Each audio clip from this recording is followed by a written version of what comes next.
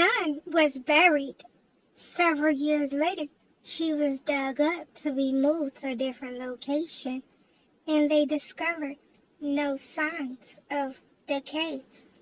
In Catholic tradition, no decomposition of the corpse is an indication of an uncorrupted soul. Most rare events in the whole of the United States. Not that old, but I've never heard of that in my life. And has written about this for the Catholic News Agency. Kelsey, good to see you. Thank you for having me. So walk us through exactly what this group of sisters found when they unearthed, the body. Well, it's really remarkable, Frederica. When I sat down with the abbess, she said, we began to exhume the body of our foundress to move her into the chapel. It's a long-standing custom in Catholic religious orders to have your founder or foundress in your chapel. And as they were exhuming her, there was a crack in the coffin.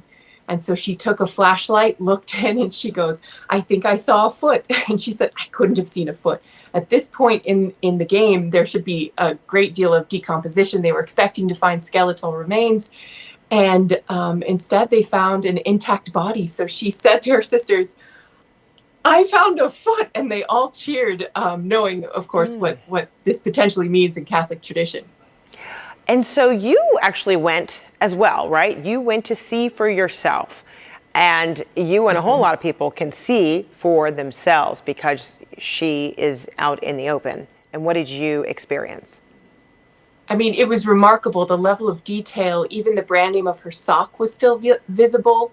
The veil of her habit was made of the same material as the interior lining of the coffin, and that had decayed while the veil had not. There was no smell of putrid or decay or anything of this. It was just simply looked as though she had been dead for a day. Wow. It was really remarkable. And to have these incorrupt bodies, which suggests that there's some level of closeness to the future resurrection that they might have. Is there anything more you can tell us about whose sister Wilhelmina Lancaster was? Yeah, she was 95 when she died. She lived 75 years in religious life under the vows of poverty, chastity, and obedience, which is its own miracle. And at the age of 70, she founded this congregation of Benedictine sisters. They're known for their chart-topping Gregorian chant albums, but they've also now become known for the body of this woman in an unnatural state of decay and who is giving hope to Catholics and non-Catholics around the country that